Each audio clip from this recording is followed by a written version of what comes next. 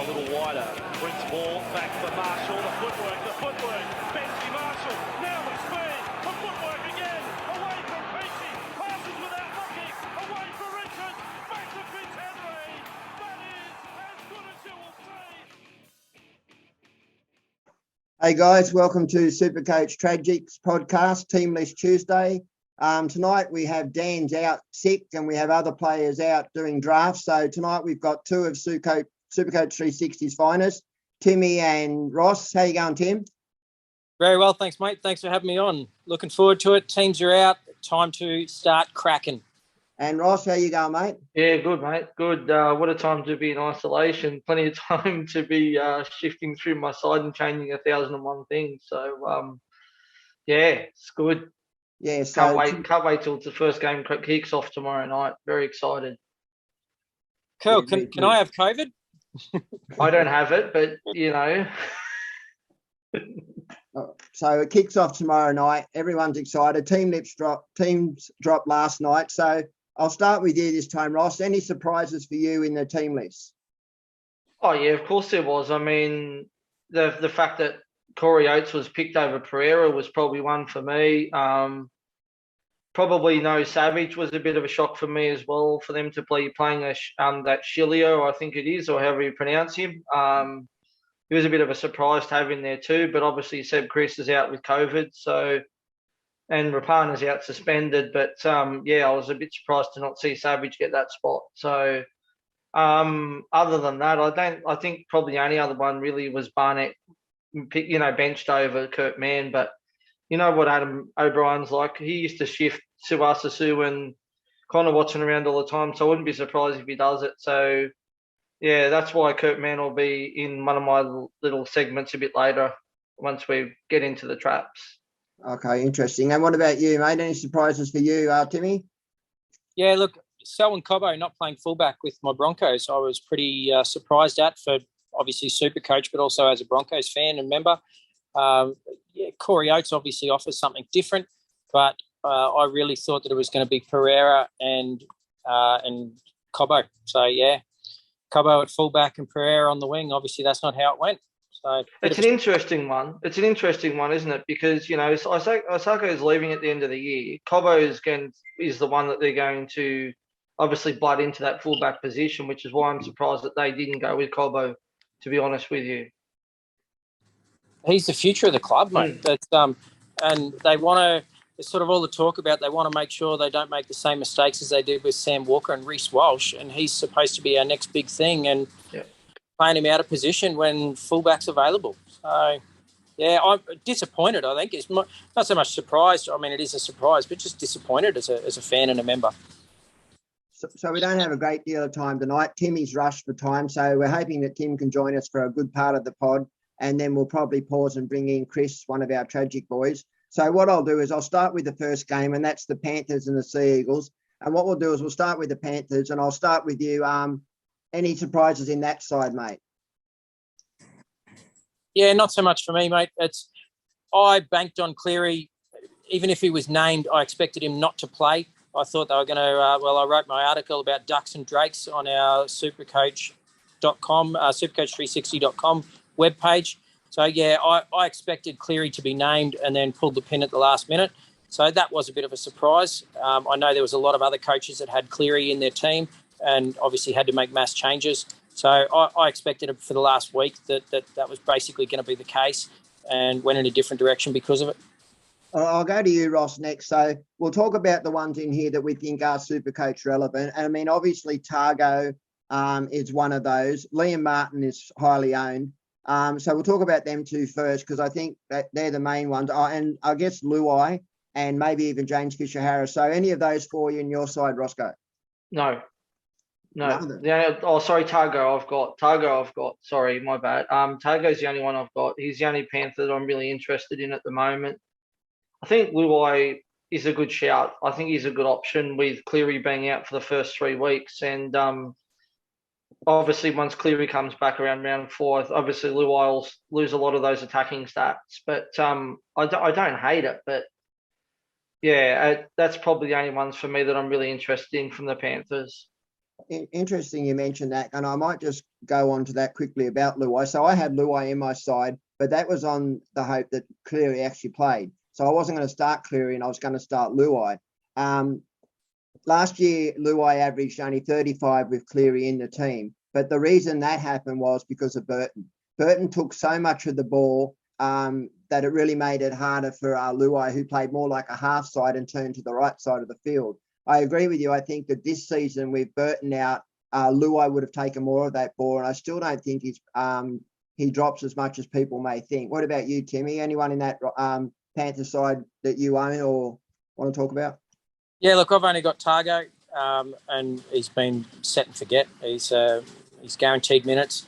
He's nice and cheap, and yeah. So for me, set and forget. I agree with you with Luai. I had Luai for most of last season, and only sort of sold him at the end when he started to taper off. So yeah, he is worth a shout, especially when Cleary's not there. He certainly seems to get his hands on the ball a bit more often. And like you said, I think it will be a lot different with Burton not there. I think O'Sullivan should do a pretty good job, but I think the game, like the team, will be Luai's to move around the track. Yeah, I started Luai last season and sold him round 12 to Walker. It was a perfect switch. When he went to Origin, I bought Walker in and it worked perfect. So I'm going to just quickly touch on Martin because he's got such high ownership. And I'll go to you, Roscoe, because I know, and we'll get to that later, you've written a thing about traps in the side. How do you see Martin playing, mate? Do you like him or don't like him? I don't. It's just there's so many other mid-range and other options that are around about that price that, they're going to, I don't know what minutes he's going to play. That's the thing too. I mean, I had a look at some of his numbers from last year, and even when he played bigger minutes, he never really punched out any really decent scores. He hasn't got that ceiling of some of the other players. I just think for the 50k extra, I think Taumalolo is a better option. I think Jaiara is a better option, to be honest with you. He just doesn't have that ceiling. He doesn't score many tries. For me, he's a pass. I don't think he's a trap. He's not in my trap, but I just think there's better options out there, even with the mids, with Bo Firma and the likes like that, Eli Katoa, Nani and Lukey. There's just so many other options. I don't hate it, but not for me. That's interesting. And we'll talk about those players when they come up. There is 4 of them that are around that 350k mark, and they're all in the first buy. And you're right, they're 80k cheaper than Martin is. And for me, Martin was more interesting with Cleary in the side again. The only other one I wanted to touch on, and I'll go to you for this one, Timmy, is Toho. Look, we all know how good Toho is, but at that price point, I don't think anyone should be touching him. What about you, mate? Yeah, look, not for me. I did have him at stages in the preseason. That was when I was looking at one gun and one rookie as a fullback, and basically have Toto there as a second fullback, essentially. We know the ceiling that he's got. We know the base that he's got. He's a point-scoring machine that's just absolutely made for scoring points in Supercoach. So, yeah, look, it'll be a different strategy, but then you'd struggle. Like, everyone's going to want to get Turbo in at some stage. So if you've got, say, Teddy and a rookie, that's a pretty big ask to try and find the money at some stage in the next 5 or 6 weeks to try and find an extra $1 million to turn a rookie into a Turbo. It's just too hard for me as far as I'm concerned. Yeah, I wasn't sure if I was going to start Cleary or not, and I kind of felt relieved when he wasn't named because it kind of made that easier for me to decide. He returns round 4, they're saying. There is a possibility he could return a round earlier that I saw on Supercoach 360 on Fox last night, so that'll be interesting to see. Before we move on to Manly, is there anything else you want to mention, Ross, in Panthers? No, not for the Panthers. I think we've just covered it all. I don't think there's anyone that's really Supercoach relevant. James Fisher-Harris is Mr. Consistent, Isaiah Yo's Mr. Consistent, but not Supercoach relevant for me. Timmy, anyone for you? No, I agree, mate. I think in a ceiling side, you've got to look for ceiling players. And I think outside of Cleary and Toto, Dylan Edwards has the odd game here and there, but again, fairly injury prone. Can't string 10 or 12 games together. But that's really about it. So I'll pass on Penrith now, but I'll just say 2 players that I think could be interesting pods. One is Yo, and I think that based on looking at the bench that they have, which I just remind myself what it was, which was Mitch Kenny, Sorensen, Spencer Lenu and Eisenhower, I see there could be good minutes for Yo. And the other one I think could be interesting was Crichton, who may well take the goal kicking. So, but I mean, they're not. I don't own either. But I mean, sometimes people are looking for pods, or if you have got those, don't be disheartened. We haven't mentioned them. There are some pros to those players for me. We'll move on to Manly. Tom Trbojevic. To Tommy or to not to Tommy? That is the question, boys? I'll go to you first, Roscoe. Manly, there was no surprises, so we don't really need to go with that. I mean, they were named pretty much what we expected them to be named, but anyone else in that side that you would consider starting other than Turbo? And there's a couple there I know you'll pick out, so Bullimore's one. Bullimore, have Bullimore at the moment, but I'm a bit concerned about him. I'm not, he's not in my trap segment, and he's in my team at the moment, but I just don't know. I mean, if Schuster returns back early, that's going to push Bullimore back onto the bench. What sort of minutes does he get? Like, he's not going to get much price rises. He's going to get maybe one price rise in before Schuster gets back if he's lucky. And then he goes back to the bench. And what sort of minutes does he play as well? And then they've got Aioli to come back. They've got I don't know who else they've got there to come back. You've got Dylan Walker to come back as well. I was actually very surprised to see that Bullimore was named to start over Kane Lawton, to be honest with you. I thought Lawton would start for sure, but still umming and ahhing on that one. I just think I can probably go to a Nani or a Lukey or a Katara instead and probably get the guaranteed more minutes, than. Yeah, but other than him, the only other surprise for me was Koala getting named as 14. As in the 14, because I just don't see where he's going to play when he comes on. I don't think he's going to play dummy half or anything like that. Does he just play a roving sort of, lock position? I don't know. Like, it's an interesting selection for me. Really, well, he may well not come on at all, Ross. So well, yeah. One of the things that teams were doing last year was they were just carrying that extra centre wing, especially if they don't have that versatility in that position. Just on Bullimore, he reminds me of that homemade beer. You'll drink it, but you don't really want it. I think Bullimore, though, will still be good to own and make money. I just wouldn't have him in front row as your only front row option. No. And I would make sure that you have some sort of backup in second row option. So for me, he's purely as a cash maker. I'll play him while he's playing in the side, but once Schuster returns, he goes to the bench for me. I still think he'll play 40 minutes and get you enough. You want to hope that he gets some attacking stats in those early games so that some decent scores go into his rolling average. Yeah, otherwise he's just going to turn into a bit of a slow burner, really. Yeah, and he'll make you cash, but it'll take a long time. Yeah, and you don't want a slow burn in second row position. So what about you, Tim Manly? Anything you see there that you didn't like? Yeah, with Olakuatu actually being named, considering he broke his arm 2 weeks ago. I thought that was pretty crazy. In the last trial, he had an arm injury. I'm not sure to the degree. Maybe there wasn't the extent of the break that they thought it was going to be or whatever else. I'm not quite sure. But I actually had Olakuatu in my side for most of pre-season. Then obviously once he got his injury and we're told he's going to be out for 4 to 6 weeks, I sort of pulled the pin on it. So I was actually really keen on him. He finished last season really strong. Bloke's a big unit, works really hard, can find the try line. I was really impressed with him. Unfortunately, I moved things around too much and now can't make it to work him back in unless I take him over, say, AFB in my front row. But at this stage, I'm probably not quite prepared to do that, although it would certainly be a bit of a pod play to AFB and Haas, obviously.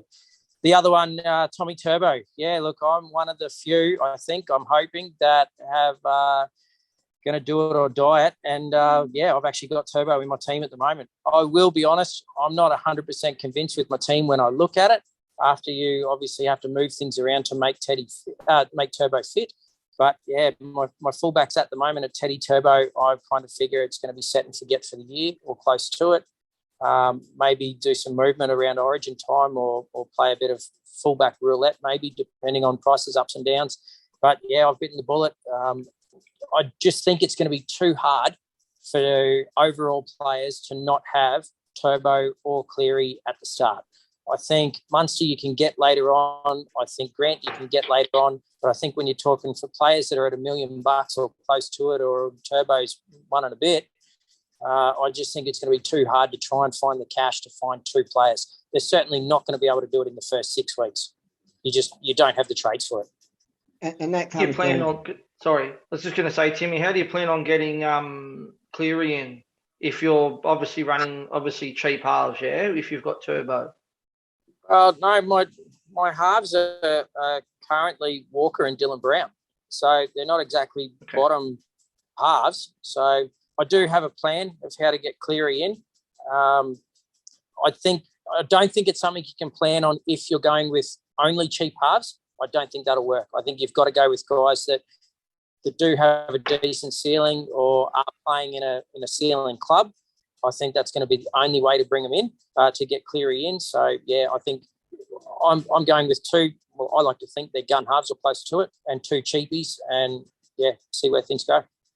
I just wanted to say something on the turbo argument. So, I don't want to spend a lot of time on turbo because I feel it's been done and dusted. But everyone's sort of got one way or the other. But there are a lot of pros and cons to both arguments. And one of the cons to me is the price, obviously. The other one is you have to ask yourself, is the gap between Turbo, Teddy, Pappenhausen, Latrell Mitchell, and Ethan Gufferson near what it was last year?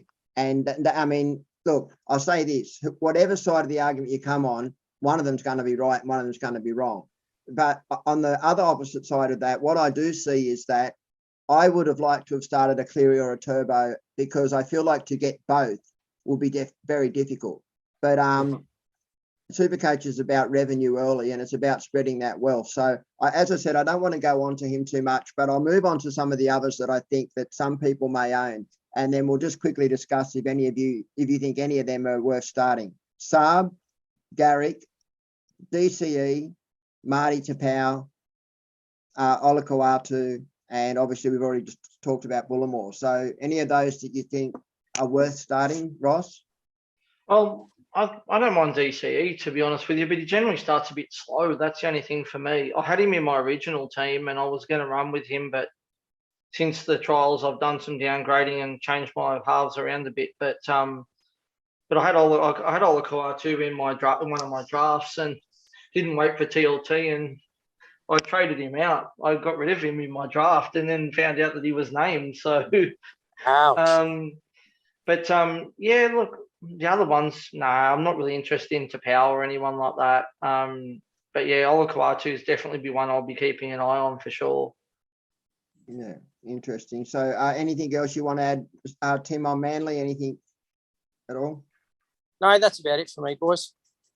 And all right, so we'll move on to the next one, which is the Raiders and Sharks. And I think there's some interesting ones in there. So we'll start with the Raiders. As we know, there's been some interesting changes. A couple of them I really like, which is Corey Hiranira moving into the second row with Young. Anyone who's been watching the Raiders for a while have been saying, why hasn't that been done? And hold on, so you got to go, Timmy? Yeah, mate, I got to scoot. My apologies, boys. Thank you very much. Hi out there. I'm sorry about that. We got a late call out there by Timmy, had to go to work. So Adrianasaurus has jumped in for us. How you going, Adrian? Yeah, good, mate. Getting excited, for the first game of the year. Countdown's on. It's exciting. Yeah, it is exciting, mate. I can't wait. All right, so we're going to move into the Raiders. We did the Panthers and Seagulls before you came on, Adrian. So we'll start with the Raiders. I'll go to you first, Ross. Any surprises in that side? There was a couple, wasn't there? Yeah, well, as we discussed earlier, I think obviously the fact that Savage hasn't been picked and they've gone for Shillier instead is an interesting one for me. I've never heard of the bloke. I don't know what he's like. I'm sure Adrian might know a bit more on him, having been a Raiders supporter. But, yeah, it's interesting because there's a couple of players that I'm really interested in that team in the forwards, but just not knowing the minutes is a bit of a concern for me. I mean, I like Hudson Young, I like Tapani, and I like CHN. I had CHN last year. He was ultra consistent for me until he got suspended. But there's a couple of players that I'll be watching pretty closely, that's for sure. We couldn't have timed it any better bringing Adrian in, actually. I mean, he's a Raiders supporter, and I actually had a few questions of my own, so I'm keen to see where this goes. I really like CHN. I'm a huge fan. The fact that he's got that second row position and Young in the other one, Whitehead in the lock position. Yep. So how do you see that playing out, Adrian? Yeah, look, I think, It's kind of bizarre in a way. I did call it when we were talking about the Raiders on another pod that Elliot Whitehead was going to be moving to lock and they were going to start using him there because I think his leg speed's getting a little bit slower. He's getting older. And it's just a question of where does Elliot come on? I know in the trials they were using him to come in and spell or to play in the second row. Now, that would worry me a little bit for Young and CHN if Elliot's going to be coming on and going in the second row. And also, where's Hodgson going to Hodgson's going to start at 9, but we worry that if he goes to lock, does Elliot Whitehead go back to second row? So I don't think there's a whole bunch of answers about the minutes, but all the chat from, Raiders circles is that CHN and Hudson Young, particularly Hudson Young, are being told they're going to play big minutes in the second row. So, it's a risk. It's a risk, as it always was. Is there a chance that Adam Elliott might take some minutes off one of the front rowers then instead? Could he play front row? Yeah, it's a possibility. We've seen on the old socials today that, Ryan Sutton's missus isn't happy, about him being left out. And that's a possibility because Elliott can play, front row as well. It's going to be interesting. And I don't know how confident I'd be to start him, but inside of that first couple of rounds, you might get an idea for minutes, off him. The ones that interest me is Tuppeny, who he's been going at an absolute rate of knots, point per minute wise. And, I'm the same as you guys. CHN has got that Supercoach friendly game. So if he, say, against the Sharks, plays 65 minutes, it looks good, doesn't it? It's an interesting omission, Sutton. I was quite surprised that he didn't make the 17. And I don't think it's in his favour, his wife coming out and doing that online. But when I look at that side, Sutton's in that side. Do you agree there? Or? Yeah, look, you've got to leave someone out. And Adam Elliott he can play edge and middle. Sutton can play lock and front row, but who are you going to leave out? Someone's going to miss out. And I know he was great last year, but Adam Elliott has come in and who's probably a top tier, forward. So I just, it's someone's got to miss out. Who are you going to leave out? Hudson Young or CHN or Elliot Whitehead, or they've got a stacked back row. So you got to remember too, Sutton's leaving at the end of this year too. So that might have been on Ricky's mind as well, possibly. Yeah, probably. And you don't want to think that that's what they're going to do. Oh, it's a year away, but you're not going to get a game, buddy. You're down in, but it's just one of those things. I just think out of all of those four, if I was picking my team, I would not drop Tuppeny. I wouldn't drop Papali. I wouldn't drop Young. I wouldn't drop CHN. I wouldn't drop Elliot Whitehead. I wouldn't drop Adam Elliott ahead of any of those for Ryan Sutton. So just one of those things. But again, the team surprises me. I don't really rate Valame at all. And I thought that they would have gone with Savage on the wing. He is a little bit raw, but Ricky probably has me questioning more as a Raiders fan with the selection of this week's team. It was worse than what I thought. It was more unpredictable than I thought it would be. Yeah, Savage over Schiller over Savage was an odd one, and I think a lot of people might get trapped by Schiller based on the fact that he'll probably only play the one game. But there's talk that Valame could drop out for Rapana. Do you think that's possible? Yeah, my guess is Sebastian Chris is our centre. He's a COVID close contact, so I think he'll be back next week. So he takes the centre spot, and I think Rapana will come back and take the wing. So Schiller and Valame, I expect to drop out. Any Raiders in your side, Ross? Only Schneider. Schneider's the only one for me. Obviously, I wasn't starting him originally until he was named, and then found out that he was possibly going to be getting the goal kicking, which is an added bonus when he's rock bottom. So made my decision a lot easier to go from Hastings down to Schneider. It gives me 180K or 170K in the bank to spend elsewhere. So for me, it's a no-brainer, really. Obviously, Schneider, there's no guarantees he's going to keep the goal kicking when Rapana returns next week. But who knows? Who knows what Ricky's going to do? He's probably one of the only coaches that we can't predict what he's going to do. We have no idea. Yeah, I think Schneider has been a goal kicker. So, and Rapana's not the greatest goal kicker, So as long as he slots them okay in the first couple of rounds, he might hold on to it. And it's probably just that little thing that you needed to just go, right, I'll go with the 188. He looks like he's been given this, a pretty solid, you've got the job, mate, and you're going to kick goals. So I think that's enough to lock it in. I'll tell you something interesting about Snyder. So I watch the trials all the time very closely. And I'll be honest, I didn't actually watch Snyder. But my son, well before Snyder was selected, he said, geez, Dad, that young Snyder that played in the trials. And he read out his stats to me and they were really good. So, could be some good things from this kid. Yeah, I mean, in lower grades, if you break down his scores Supercoach-wise, he's got a Supercoach-friendly game. Obviously, the jump up to first grade, you think you could probably take 10 points off it. So I think he might average 45, maybe up to 50, which is a value, but he's got a Supercoach-friendly game, I think. And as the year goes on, if he does hold the position, once 3 or 4 weeks is out of the way and he's used to first grade, I think you'll see some good stuff from him. The one thing I didn't like about Snyder, and you might agree with this, Ross, that you've probably seen other sides do, was that it gave people that had Tafen out. I mean, I don't know what people were thinking starting Tafe as their other half, but I saw it very consistently being done in sides. So, look, there's not much more to say on Raiders. Is there anything you want to add on the Raiders quickly, Ross? Oh, look, not really. I mean, as I said earlier, there's going to be some players that I'm going to be watching very closely, Hudson Young, CHN and Tarpany as well. But, it's just a risk of starting them because one of them could play 80 for all we know, but we don't know which one's going to play 80. This is the problem. But for me, I mean, I'll get into the traps later and we'll talk about Shillier. But yeah, it's just a mixed bag. I just don't know what Ricky's going to do week in and week out. So for me, Snyder's really the only one at this stage, and I can be going there. And you want to add Adrian on the Raiders, mate? Yeah, no, I agree with Ross there. I mean, all you need is 2 missed tackles off CHN and he can start off the bench the week after, and that's the kind of coach Ricky is. So I think it's a watch, and maybe it might encourage you if you see one of them play 80 for the first couple of weeks for you to jump on them then. But Schneider's my only go, to start the year.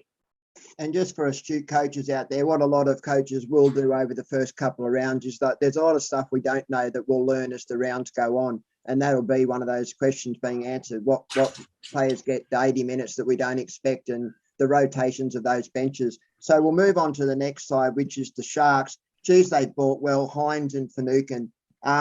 So we'll start with those two. Do you think either, obviously Finucane's not Supercoach relevant, but what about Hines, mate? What do you think about him? I'll start with you, Roscoe. Oh, look, for me at his price, I can't start him. I just think he's transitioning from that fullback spot to the halves. He did a few games for the Storm last year when his goals weren't great for Supercoach either. I mean, he's got a few combinations. He's got to change up with at a new club. I don't hate starting him as a pod for some people who are looking for something different. But for me, that at 700K or whatever price is, I just think there's a lot better options out there. But he'll be certainly one I'll be looking at some stage for sure. So Hines, Britton, and Cora will be the two that people are targeting this side. And I'll come to you in a second, Adrian. I'm just going to point out one other, and that's Brayley. I don't know if anyone's paid attention to the bench, but I mean, to me, that screams out that Brayley could play big minutes. So what do you see any, firstly, what do you think of Britton, and Cora, Adrian? Yeah, I got him in my team. I love what I've seen from him in the All-Stars and in the trials. It really, they look like they've elevated this year. I think most of us think that they're going to go top 8 comfortably this year. I think Hines that makes them a lot more slick in attack.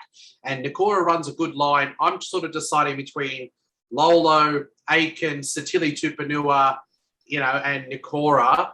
But I like what I've seen. So I've gone and plugged him just because his base, looks a little better than someone like Satili. I'm all over him, and I think when you lose someone like Nathan Cleary, everyone's team starts to look the same. Yeah. If you get these cookie cutter type teams, and Nakora at his ownership, I think is a nice pod to start the year. So I really like it. As for Hines, you put logic behind some of the things, and when it comes to Supercoach, everyone was on Paps because we got him at a discount, and we knew that he had limited minutes last year, so we even knew that he's going to get more minutes this year. He's a no-brainer. Look, Hines has gone from the Melbourne Storm to the Sharks, and even if they're improved, you can't imagine there's going to be as much attack, out there for him. And a move from fullback to halfback, it's a risky thing to do because we know there's not as much attack for him, in the half. Well, there could be still try assist and stuff, but fullbacks are the highest scoring players in our game. So on that basis, it would be a risk to start him. But people are going to go from Cleary to Hines, Sam Walker, Mitch Moses, or they're going to go down to a midi. So if you're looking for a premium, or maybe Jerome Hughes, but I would probably prefer Jerome Hughes. Yeah, I like what I saw of Hines, but I agree with you. He's coming back playing. I mean, he did have limited minutes, but he's got fullback numbers still for me in his price there. And the other thing is that I think that until he gets used to the forwards being on him much quicker, he won't have the room that he had roaming around behind the Melbourne Storm pack at fullback. So Ross, Britton Okora, or anyone else in that pack, Sharks at all entice you for a Supercoach, mate? I like Nakora. I'm with Adrian too. I don't have him a team at the moment, but doesn't mean he's not going to come in. But I just like what I saw from him in the trials. I thought he was really good in the trials. He runs a really nice line off those off the halves, and he's always been pretty much a really relevant Supercoach player. He just hasn't had many opportunities. I know last year he wasn't great for them. He didn't play a lot of 80-minute games, but I'm pretty sure that this year he'll play 80 minutes and he's going to make some decent coin. He'll run some good lines off Hines and Trindle or Moylan, whoever ended up being the other half. And I like him. But the other one for me is Jesse Ramian. He just flies under the radar week in and week out for the Sharks, and he's ultra consistent. Good base as well, like puts up decent base, like Toho sort of stats. But he just doesn't have the ceiling of To'o though. But other than him, I don't think there's anyone else at the Sharks that I was really looking at the moment, to be honest with you. So, Andrew Fafita, he's in my team at the moment as well, just as one of my backup front row forwards at 200k. I don't think there's anything wrong with that. He can't really lose you much cash. He's nearly at rock bottom, and if he plays 30 to 40 minutes at his PPM he might get you about 40 to 50 each week, which is handy to have as a bench player.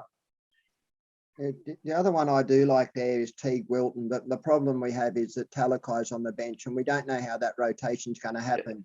Yeah. Talakai, I don't think he's a threat to Nakora, but I do think he's a threat to Wilton. I'll just go back to you, Adrian. Is there anything else in that Sharks side we've missed, do you think, mate?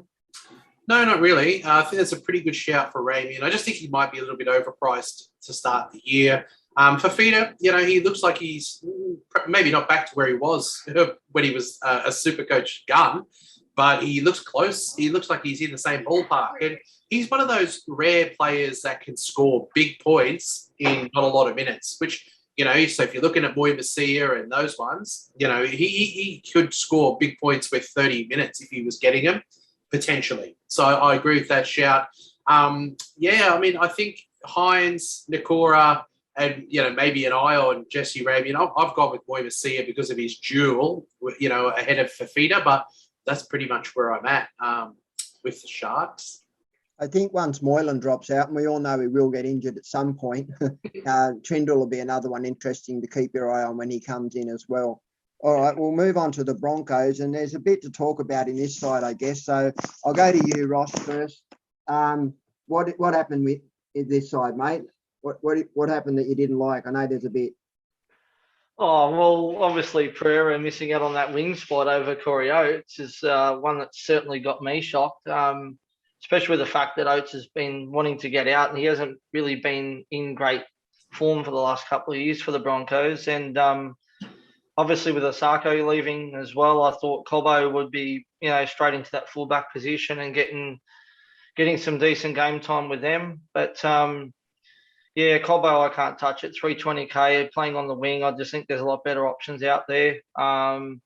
They're the main ones that surprise me. I mean, obviously they've got a few players missing with COVID, with Reynolds and Hetherington and Corey Pakes. Corey Pakes was, I know a lot of people are looking at as a backup too, but obviously now that he's not playing this round, a lot of people aren't going to obviously hold him now. So, but there's other players there that I'm interested in. I'll start Haas. Haas is in my front row forward, but I'm sure we'll get to him in a minute. But yeah, that's it for me pretty much in regards to the Broncos.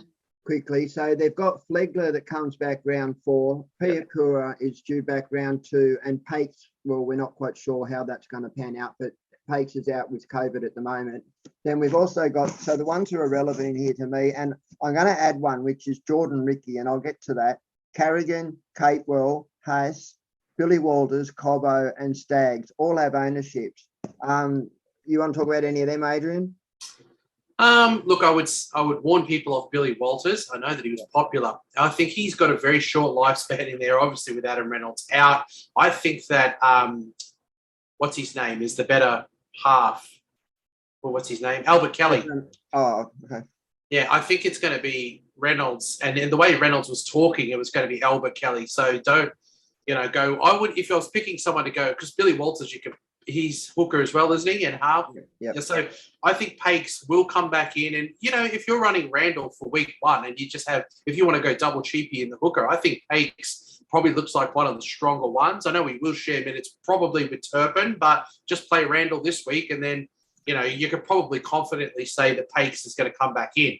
I have got Staggs in my team. I did pivot off Cobbo as well once I saw that he wasn't going to play fullback. That was the kind of the thing that made me go with Cobbo, was I was going to get some fullback games out of him. But I've just gone to Staggs, because sometimes it pays to go with the crowd, and he's at such high ownership. It's risky to go against him if he goes off. Who else? Pia Cora, I've gone and taken a punt on, because I could go someone like Jack Howarth, who I think might play over Origin for the Storm, but I feel like there's a good chance that Pia Cora, we don't know for sure, you're going to be taking a slight punt, but I think he might come in early rounds and at least jag a bench spot, with the Broncos. So I'll do two things there. So first, Jordan Ricky, why I like him is because he's outside Adam Reynolds. Why I don't like him is because we all know he's a defensive deficiencies in the game, and that Walters is one of them coaches that does change quickly, which makes Piakura interesting. The other thing that makes Piakura interesting is with COVID, players are going to drop in and out at any time. So I think he's interesting. I'll get to you on Staggs. What are your thoughts on Staggs, Roscoe? Yeah, look, obviously he's had his injury issues. He was in my side at one stage, but I've just opted to go with all cheaper centre wings. So I don't have him in my team, but I rate him. I think he's a really good player, and I think if he can stay injury free for the year, I think he's in for a massive year for the Broncos. But obviously, if he was goal kicking, I'd probably be nearly all over him. But the fact that Reynolds will be kicking, that takes away obviously a lot of points for him as well. But I don't hate it. I really don't. But I just think for his price, I think someone like Lomax is probably a better go, just because he's got the goal kicking as well. But again, Lomax is injury prone too. So Reynolds is out. So he probably will goal kick. I mean, I'm not sure on that, but I would imagine that Staggs will probably goal kick. I know Ozako is a sharpshooter, so Ozako probably. Yeah, I think Ozako will take up the kicking myself. I don't think that Staggs' kicking record's that great either. So. Well, one thing that is in his favour is that playing South with old mate in the centres there, who was the winger. What's his name? Oh, Paulo. Paulo. Yeah. Paulo is atrocious in the centres. Atrocious. I reckon Staggs will rip him to shreds in this round 1. Yeah, I agree. And look, I had Staggs in my side. I took him out. I opted for the all cheap centre wing option myself, but I don't like it. I think, especially with Paulo, and I mean, Adam Reynolds even makes Staggs scarier. I think, that right side is where the ball will go most, and so therefore that will be fed out to Staggs. Haas, we're all going to be on Haas, or if we don't, we're all going to be working towards. We all know his value. I think he's unders, and so the only other one in there that I was Cobbo didn't get the position we wanted, but I guess still people are going to play him. I just can't. Sorry, I've lost myself there. Carrigan. Any interest for Carrigan or Capewell? Carrigan, I was a bit on at the start of the season, but I just don't know what sort of minutes he's going to play, and whether when Kobe Hetherington, when he gets back from his COVID, whether he goes, because there's talk he's going to play lock, which means that Carrigan's minutes will probably be pretty low. But I do like Capewell. I don't hate it, I like it as a pod option, but if I had to choose between Nakora or Capewell, I'd probably go Nakora. But I think they're both genuine chances and both good pods at the moment too. So, yeah. So I'll go back to you, Adrian. Anyone else in that side that we've left out that we should be talking about? Yeah, not really. I think that's probably them. I talked about that cookie cutter. I've gone against Tass. I've gone and spent the money to bring IPAP in instead. Played in the second row, and Parra's got a nice early, run. But I think that's the Broncos. The ones that you can bank on. I think those are them. I made 14.5 million last season, and a lot of that money got made through Turbo, Hines, and IPAP, getting them really early. Like sometimes if you can just land, one of the things that people don't understand is when a player goes down in a club, what that can give the opportunity to someone else in the club. And like IPAP, Madison going down last season, I had Madison. It was a bit silly to start him knowing his HI history, but it allowed me to go straight to IPAP. And it was, so I just say to people out there, keep your eye on who goes down and look straight away what that means, because sometimes someone's misfortune is someone else's fortune in Supercoach. I'll move to the next side, Souths. And Tate's starting there because Latrell Mitchell's out. The side's pretty much what I expected. Ilias, Cook, Arrow, and Murray. And Kola Matangi. They'd be, and Jackson Paulo, and even Campbell Graham. There's quite a bit to talk about in here. I'll go to you first, Adrian. What do you like in here that you would put in your Supercoach side? Yeah, well, obviously Ilias, is going to be very highly owned. He's a good value. It looks like he's been given that run. I agree with you on Taff being a trap because obviously he's going to play the 14 after round one. Yeah. I've been big on Arrow, just quietly. I think starting in the second row, if he gets 50-plus minutes, I see him scoring 60-plus points.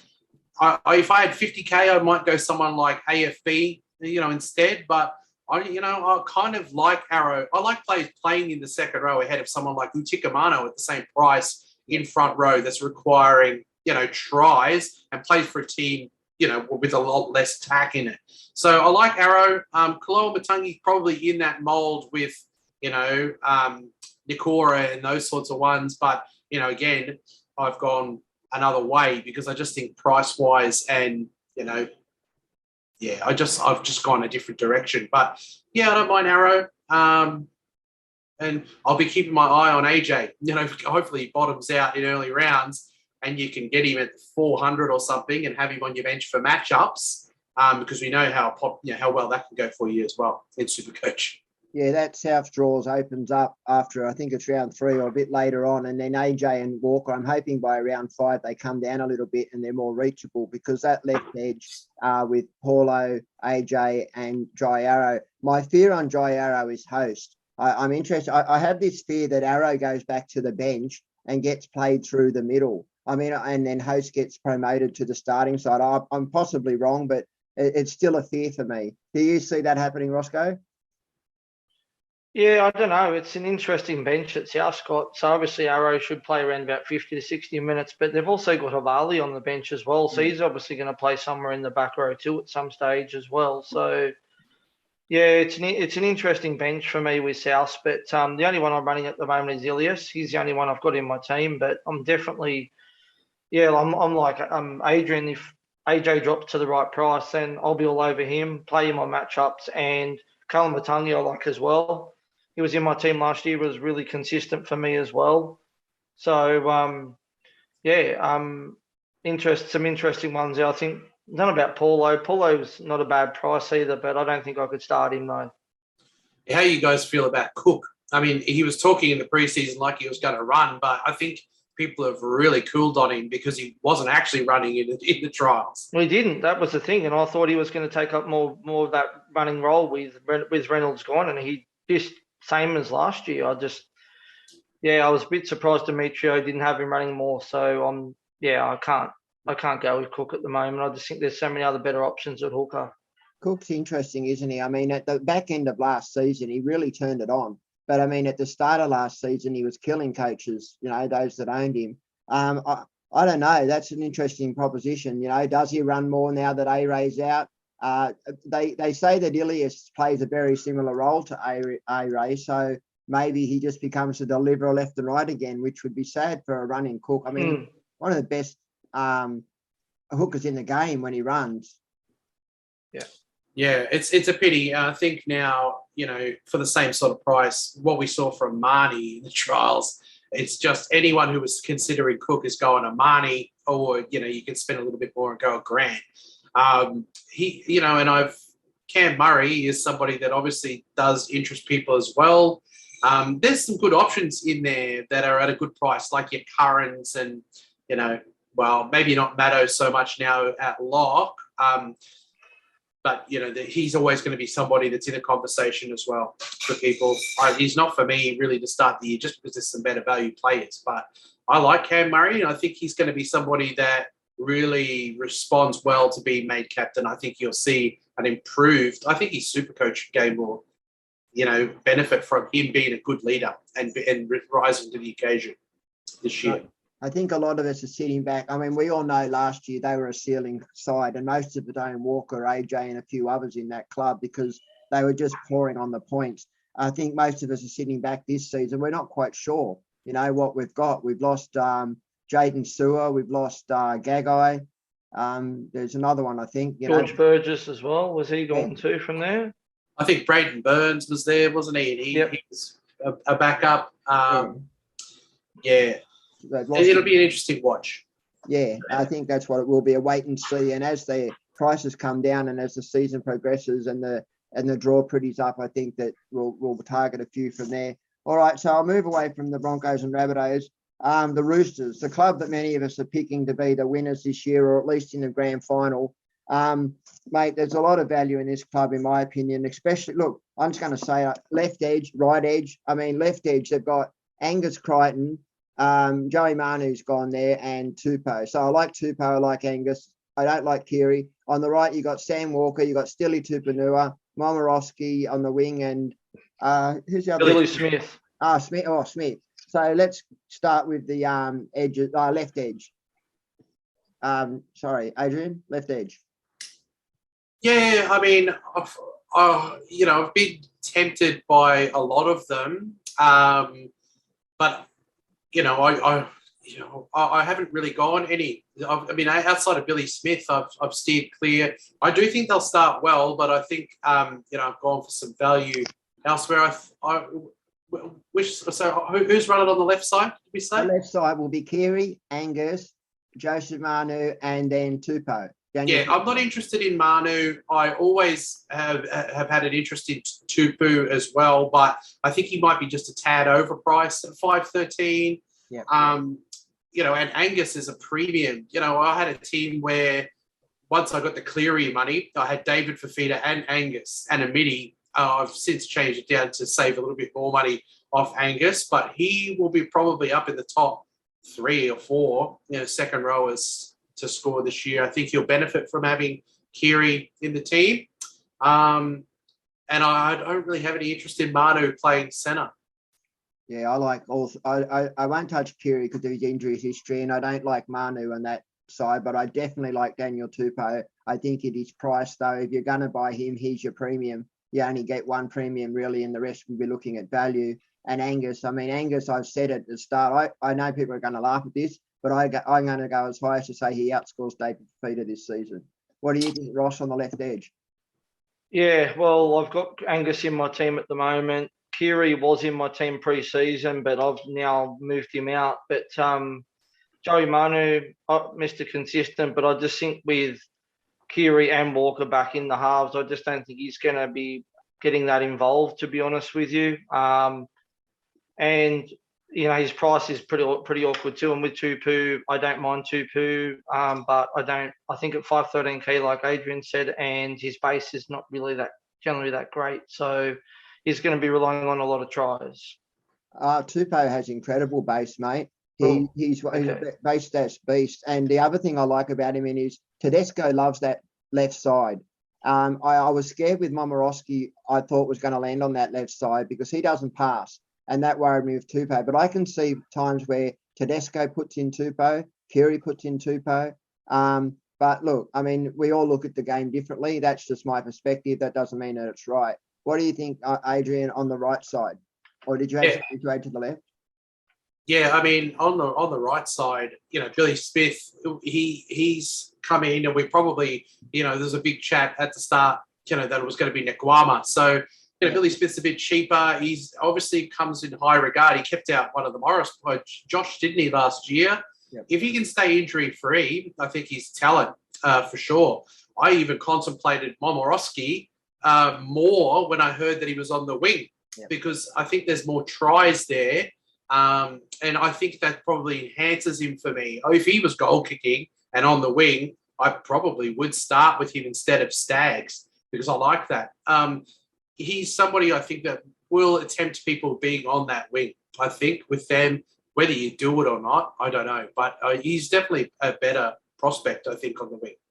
I'm a lover of rugby league like you guys. And one of the things that I love about this game is I love watching attack patterns. And no club does it better than the Roosters. And you watch them when they go out on that right edge and you'll see Tedesco coming in and they play either short to Stilly Tupanua. They play out Tedesco who sends it out to that right wing where we saw Brett Morris scoring all them tries.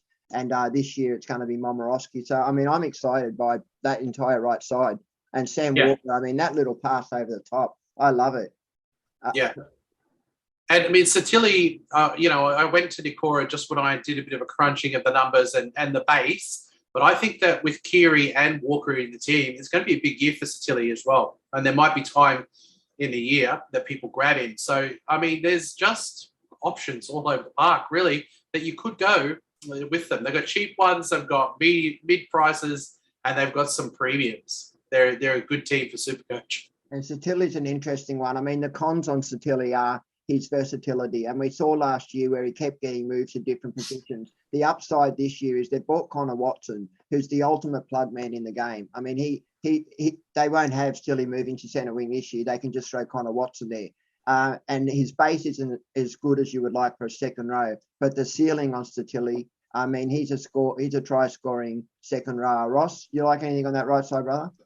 Yeah, well, I'm going to run the gauntlet, and I'm going to start Billy Smith in my team. I know he's injury prone, but I really like what I've seen from him. He's a talented player. He's really good, and I'm going to run with him, and I'm going to run with Sam Walker in my team as well in the halves. It was going to be Mitch Moses, but I've opted to go for Sam Walker. I guess, he's in a higher ceiling club. Sam Walker, both got the goal kicking. Yep.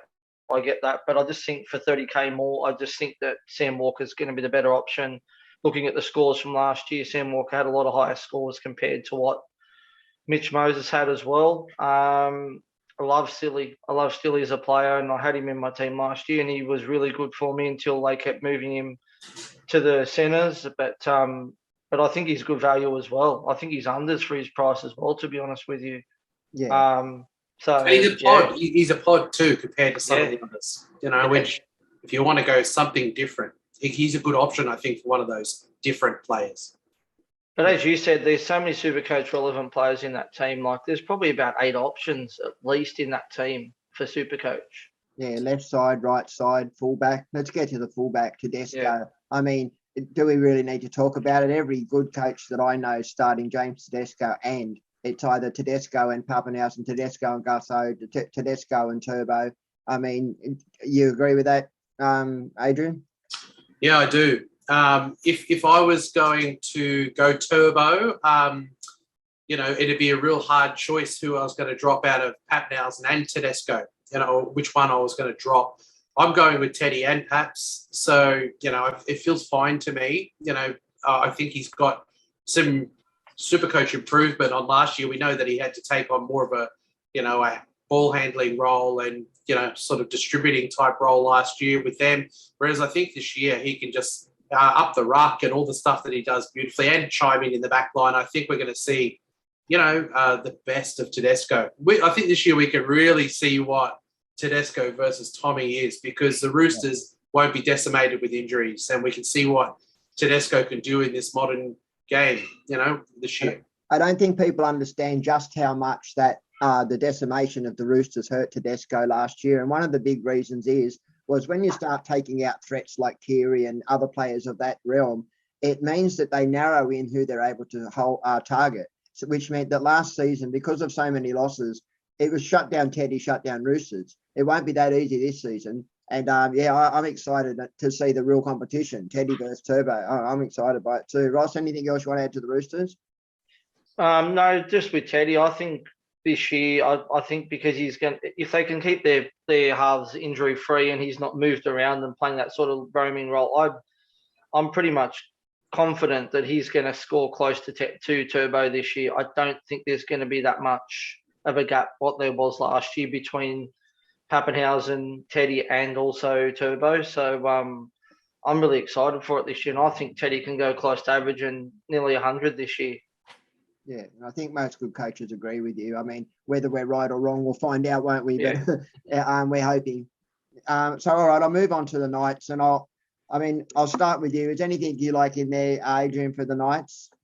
Yeah, well, I mean, obviously Randall, he's been very popular as soon as we got the Brayley news to bring him in. Otherwise, maybe Jay Safidi, with that injury to Dan Safidi, I liked what I saw from him last year, and he's at Price in the front row. I've even liked what I saw from Clemmer actually in the preseason, but whether I'd go with them, I don't know. I just think there's some really great options at a mid sort of price in the front row. But Jay Safidi's a pretty good price, Otherwise, yeah, there's nothing else, apart from, I was tempted by Mann, obviously, because he's got a nice duel with the 5'8" and centre wing, and especially if you've got Amon, he's probably a good buy because you can interchange them both. And it looks like, he's been picked to start at 13, but we know with Adam O'Brien, that's not something you can lock in for sure. That's probably it for me. We'll talk about the forwards first because you brought them up. So the ones that are in there that I think, you've got Kurt Mann, Tyson Frizzell, which I don't really like, Randall and Clemmer. So the ones I like are Clemmer, Randall, and Mann. I'll go to you, Ross. Do you like any of those three, mate? Obviously, Randall. No, not for me. As I spoke about earlier with Mann, I'm a bit concerned about him. I'm going to speak about him, as I said earlier, in my trap thing after we're finished going through the teams because I've got a feeling he could be. I've got a feeling that O'Brien's going to play the rotating game like he did with Connor Watson and Suasu last year. So I just don't see Barnett staying on that bench for too long. It's very bizarre. He's just too good of a player. And so the only other one I wanted to mention in the forwards for them was Momorisia, just because of the dual positioning, and I think he might hopefully see about 30 odd plus minutes in at 205k. I've got him in my team as a backup second rower at the moment. Yeah, Mann's interesting. I actually had Mann at 5'8" and I had Amon at centre wing, and then I watched the trials a little closer, and he was actually playing a pivot role more as a linkman, more than doing anything that I really wanted that brought Supercoach points for me. And the fact that Barnett's on the bench, I mean, he's going to play a pretty similar role to Watson. So my fear is that they may start Barnett in some games and Mann may move to the bench. And the bigger one with Mann is his versatility. The fact that he's so versatile, anyone goes down anywhere in that team, and that's suddenly where he becomes the linkman. What do you think about that, Adrian?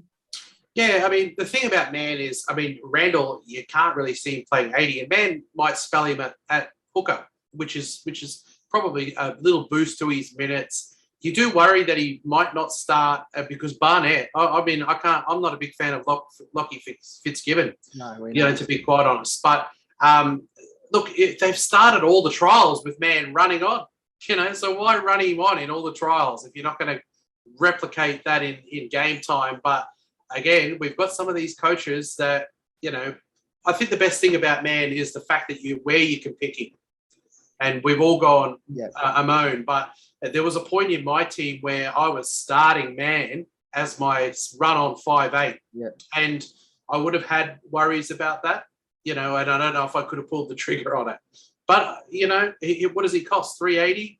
Yeah, I mean, anyone that's playing in a lock position at a 5'8" spot early in Supercoach, we know that normally that equals good base. And I mean, if you can start someone at 380 that's getting you an average of 50 in that position, you're not totally unhappy. But I'm just not convinced that he starts every game. I'm worried about Adam O'Brien. So as Ross said, we'll get to that later. The other ones that we'll touch on. So Randall, I think every coach has got Randall in their side. So there's not much to be said there. But I'm going to go to the fullback, Kalen Ponga. Ross, I'll start with you. Do you think he's even worth looking at based on the other fullbacks? No. Not for me. There's just too many other better options in fullback at the moment. You've got Tedesco, you've got Pappenhausen, you've got Turbo, you've got Latrell Mitchell, you've got Reece Walsh. Obviously Warriors have got a nice draw early too. You've got Gutho with a nice draw early. For me, he's probably about number 6 or 7 in the pecking order in regards to fullbacks. And the fact that he's probably not going to goal kick, because I'd say Clifford's probably going to goal kick too. Yeah, I don't have a lot of love for Supercoach wise in the Knights. I'll just finish on that with you quickly, Adrian. Anything you want to add for the Knights that you think is Supercoach relevant besides Randall? Yeah, no, not really. I agree on the Ponga thing. If there was goals, I think maybe people could have been tempted into him. But I've not enjoyed what Ponga since Clifford's joined the club. I think he chokes, the best of Ponga away, out of the team. So I wouldn't touch him, at all. But no, that's nothing else really. I mean, I've got Moy Masia as well. I think he's good. Yeah, he's looked good, and he's cheap as well. And man, whether you think he's a trap or not is probably the irrelevant one that I think people will go with. And I just want to say quickly that Bradman Best never again in my team either. He's done. I'm never touching him again. I don't care how cheap he gets this year. He will not be making my team. He looks like he goes down every bloody game. He goes down with an injury every game. Every coach has a Bradman Best story, mate. and none of them are good. No, they're not. Just one quickly thing on the night. So, firstly, that Daniel Saifiti's been reported to be out for a month, but there are mixed reports on that he could come back earlier. So keep out your eyes for that kind of stuff. And at the end, I'll quickly read to you and let you know what players are returning for what club. And Ross will go through and quickly read to you his traps. All right, so we're going to move on to the Warriors. Now, this is a club that has quite a few players of interest. I'll just read some of them out. So there's Curran, Elise Katoa, Aiken, Aidan Fanua-Blake, Sean Johnson, and then in the back line there's Viliami Valier, who we don't know really on his job security, and the one that I like is Marcelo Montoya. So we'll start with the front, and I'll go to you again, Adrian. From 10 to 13, who do you like in there, mate? Yeah, look, I mean, I've contemplated Curran. I would have probably been, 100% on Curran if he was starting in the second row. Yeah. The lock doesn't interest me as much. I was big on Alicia Katoa, for running off Sean Johnson. I then zagged away from him when I thought that Tohu was coming back early, but I've seen footage of Tohu saying he's going to be more like round 10, which has got me back on the Alicia Katoa wagon. So I like it. I've got him in there. I've got him in the team. I don't have Curran currently, but I can see people going there because he looked great last year. Maybe he plays, some minutes at lock and then moves up into the second row. If that's the case and you believe that he'll do that, I think he's, got to be a good option again for teams this year. Yeah, there's a lot of people looking at Aiken on the left and Katoa on the right, Curran at lock. And I'll just say something on Katoa that I do find attractive. One is that there's 4 genuine players at that price point in Lukey, Nania, Katoa, Firma, and one of them, in my opinion, will pay off. We just don't know which one. And they're all at that same price point. The other upside to that is they're all playing in the first buy round, which is always something even, an extra plus to us. What about you, Ross? Any of those 4 that you like or would start in your side or think is worth starting? I like Katoa. I don't have him in my team at the moment, but I'm still playing with the idea of possibly bringing him in to replace Bullimore. But as I said earlier, I like Nani and I like Lukey as well. But, geez, it's hard without knowing which one's going to play, decent minutes out of the lot. That's the only thing. But I like Valavai or whatever it is, Valley are the two. I'll come to Max in a minute because I wanted to talk about Aidan Fanua-Blake and then move to the back line. Yeah, I like Fanua-Blake. I don't have him in my team at the moment, but he's definitely a good option. I think, has he got the captaincy or something this year too or something as well? Is that right? I don't know that, mate, but I have Aidan Fanua-Blake and I keep changing him out of my side and then he keeps finding his way back in. I don't know. There's something about him I like, and I'm taking the risk on him. And I'm not running Aiken. I like him. I don't think I couldn't never talk anyone out of him, but he just doesn't fit into my team the way I've got it structured at the moment. So he's in my team, but Curran's another one, like Adrian mentioned, when Tohu Harris gets back, if he gets moved back onto an edge and he's playing 80 minutes, he'll be definitely one I'll be looking at as well.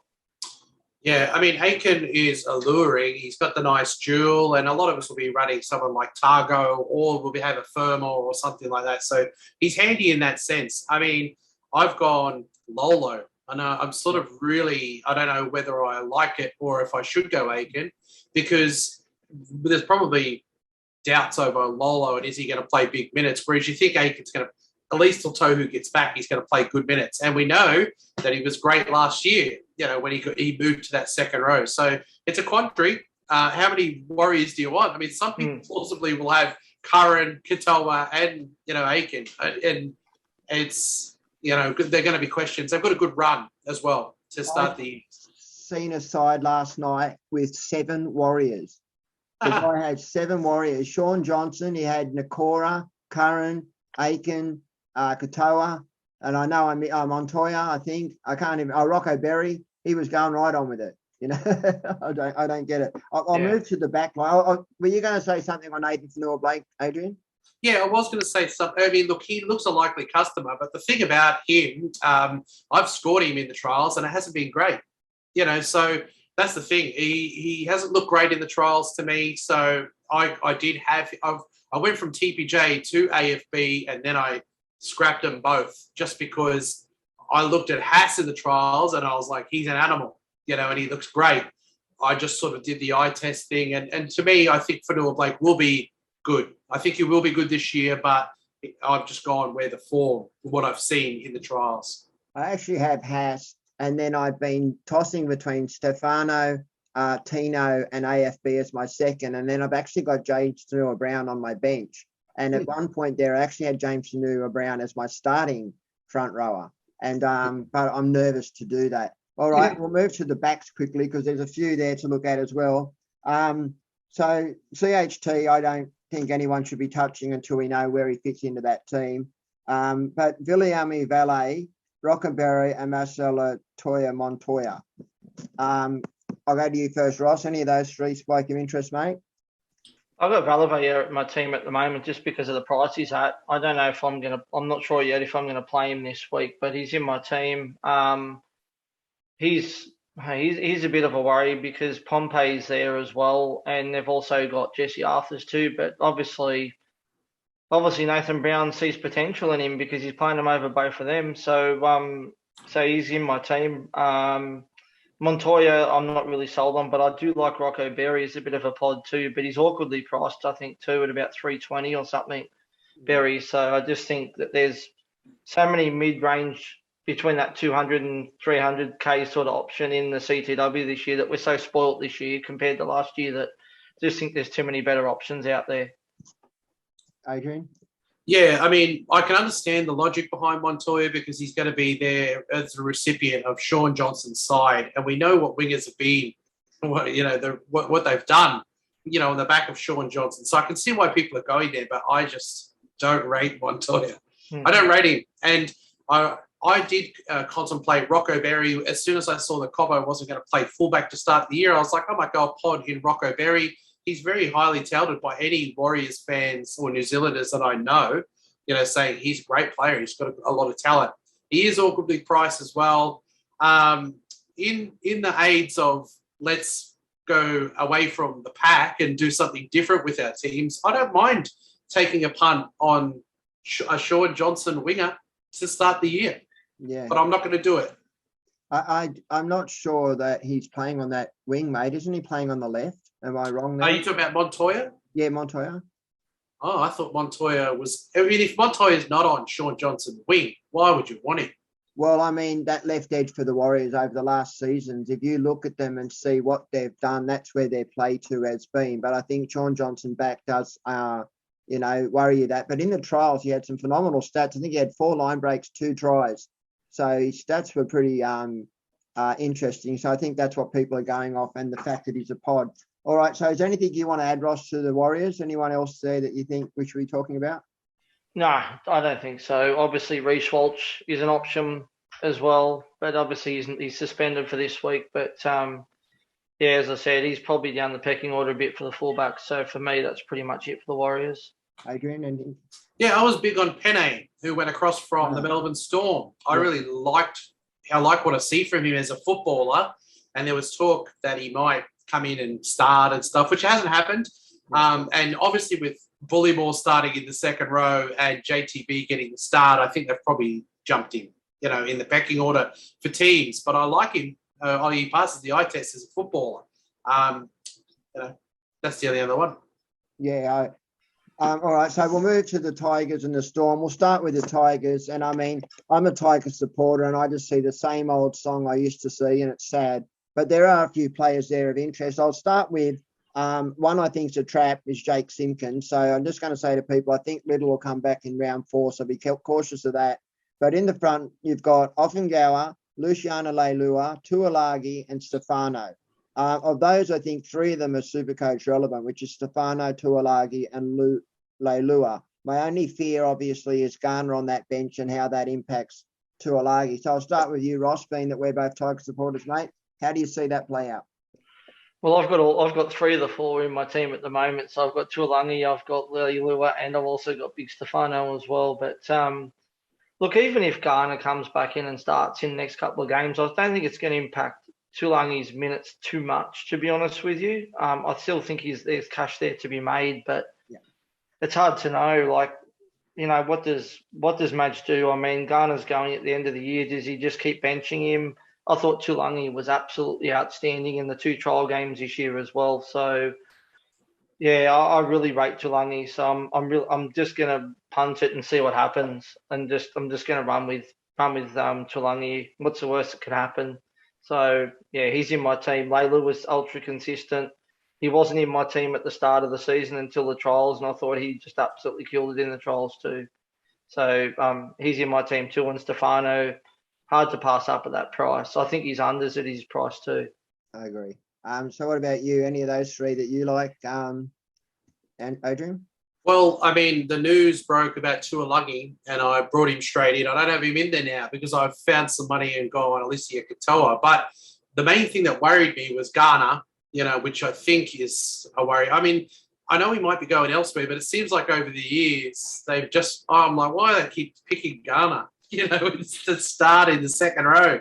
Yeah. And let's just assume that Garner starts in the second row. How many minutes do you reckon, Tuolangi's going to get a game? If you say coming off the bench or starting, is it more like 50 minutes for him?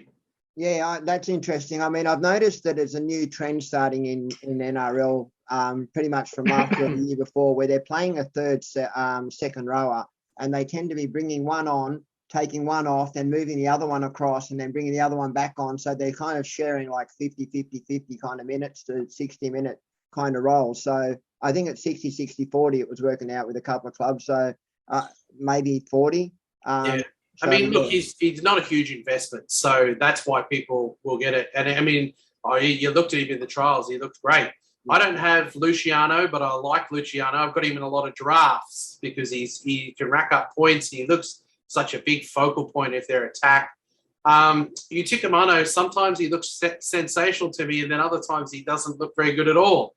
And that's worries me. But and also when you break down his numbers last year, he did do fantastically well, but it did require a lot of tries. Will he get those tries? This year is probably a question. I don't have any of them in my team currently, but I am tempted by Tuolagi. That could be the difference between a Lolo or an Aiken up to a Angus Crichton, if I were to go with a Tuolagi. So it's good to know that you think there's merit in doing it. Yeah, in the back line. So we'll move to the back line. I mean, Norfoluma and Dane Laurie. We'll start there. So last year I owned both.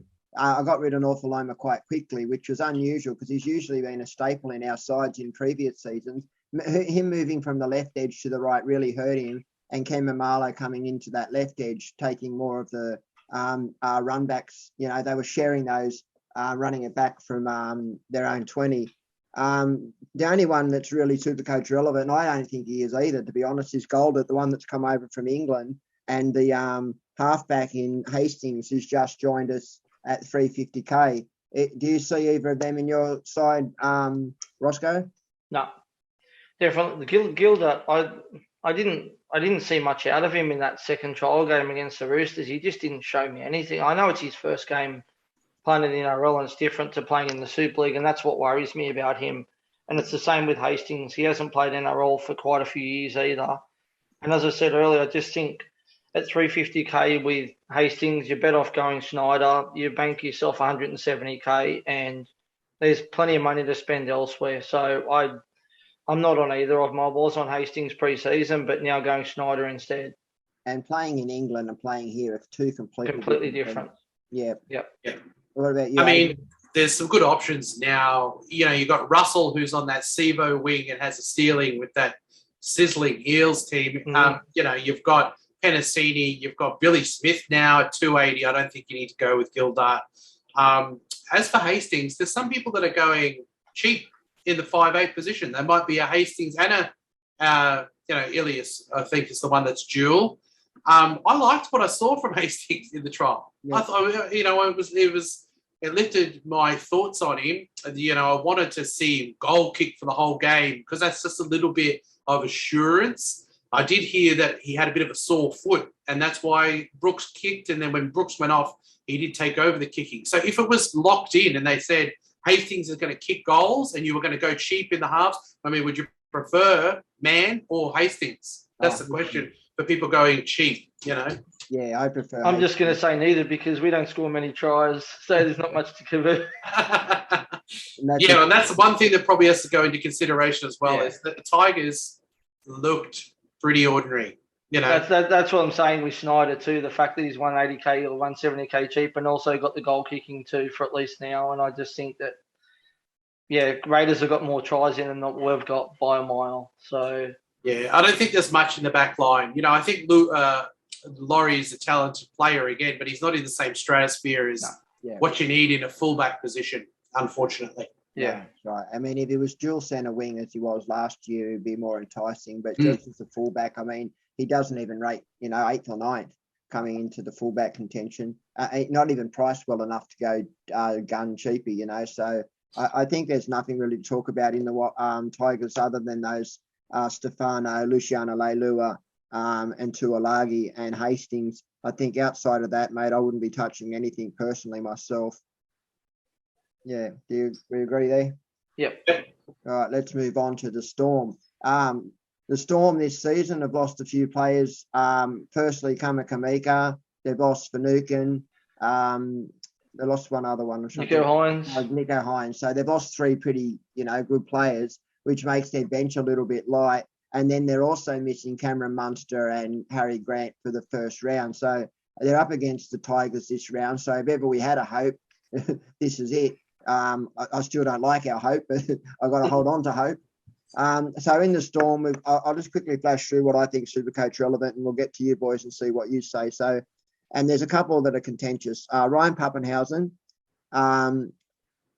Xavier Coates, Jerome Hughes, Brandon Smith, and then that's not here, obviously, Cameron Munster, Josh King, and Harry Grant. So I'll start at the backs first with Pappenhausen. What do you think there, Adrian? Yep, Paps is a go. People should realise that there's a chance with him coming back from an ankle. He may not kick goals this week, but it's playing against the Tigers. You still think he's going to score pretty well. If you're not going to go up to turbo, I think that Teddy and Paps is fine to go with. He might be a little bit underdone, so you may not get the scoring that you do want from him, but he'll get up and running real quick. Pappenhausen, and I'll be starting him very confidently. Well, there's a post that came out today that said that Meaney will be goal kicking and that he'll be starting at 5'8". Meaney.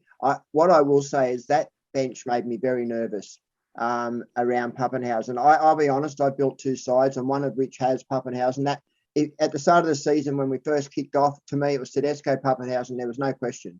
I just think that the gap between them two and Turbo is not going to be anything near what we saw last year, and I was quite happy to run that. But I'm going to say it, I'm doing it nervous. What about you with Pappenhausen, Roscoe? Yeah, he's in my team with Teddy and fullback. But again, like we said on our chat yesterday when we weren't on the Zoom, was that bench worries me for the Storm. It really does. I mean, we've got Nicarima on the bench. We've also got who was the other utility that was on the bench for them? There's another one. Yeah, so Wishart's there as well. You've got Nick Meaney playing at 5'8". Does Nick Meaney stay at 5'8"? I don't know. But I'm gonna run with it. I just think come next week he'll be right to go. He should take the goal kicking back because Meaney will probably go back to the bench. I think he's unders at his price because he played a lot of games off the bench last year too. So for me, he's unders at his price.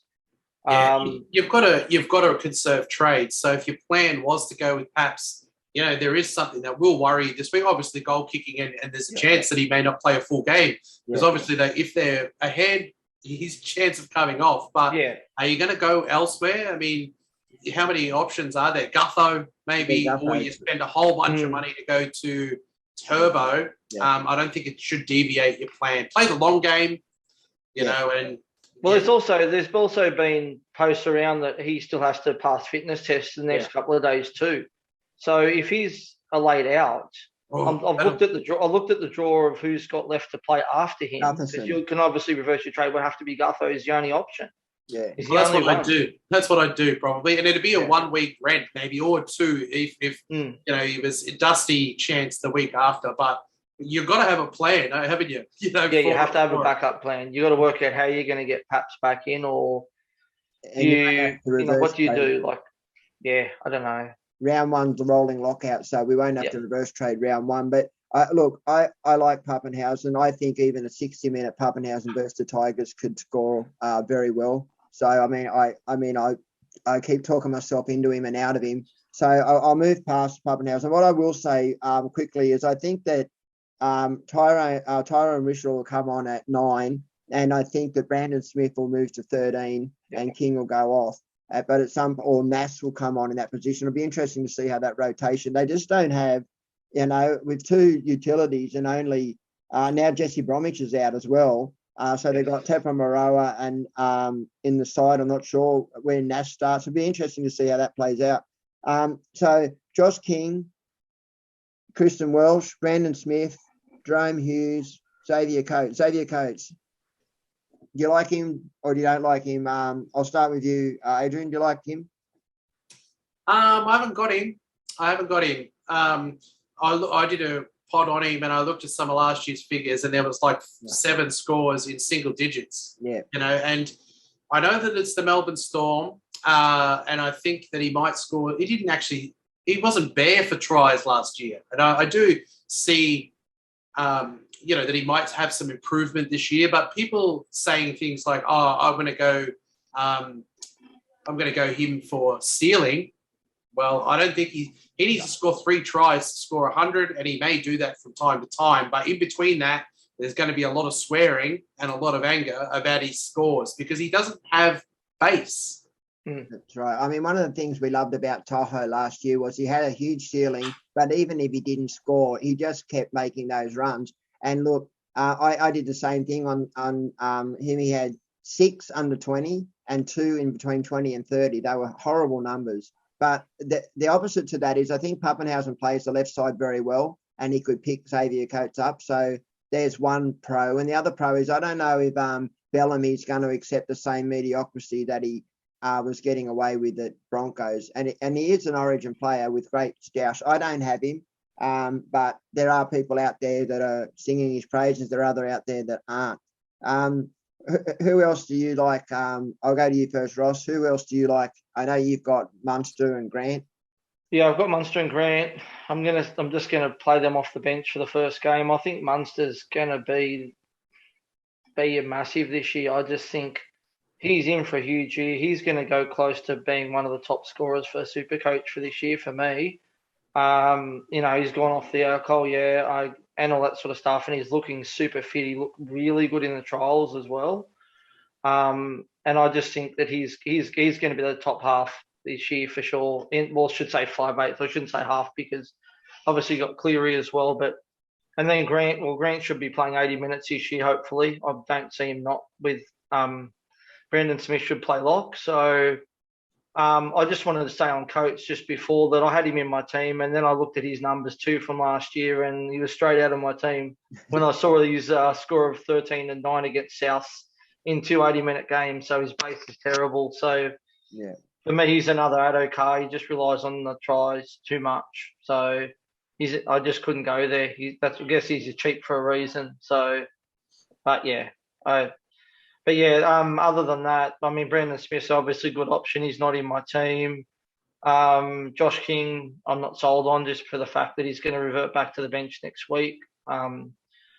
So, yeah, that's it for me pretty much in regards to Storm players.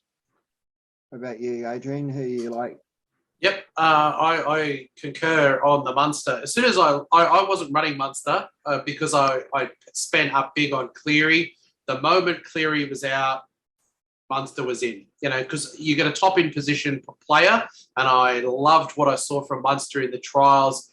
He looks like he's in for a ripping year. So I'm going to hold him for week 1. He's going to be in the team to start the year, and Grant as well. Last year, I was so frustrated by Hooker, and I know it's a popular thing, this double cheapie, but uncertainty of over Pakes now, and who's going to start, how many minutes. Randall looks like a good one. Who else are you going to go as your cheapie Hooker?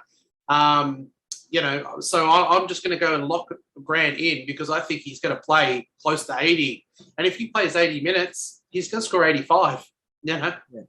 He may not get as many hundreds, but you're locking a premium player in Grant, and you're not stressed for the rest of the year. You probably don't even, we'll see how many tackles Randall does. You may play him as a reserve, but you don't have to, and if you've gone double cheapie, you probably feel compelled to play Randall with the options that are there. So I see the appeal in going Brandon Smith. I think he's going to play good minutes at lock.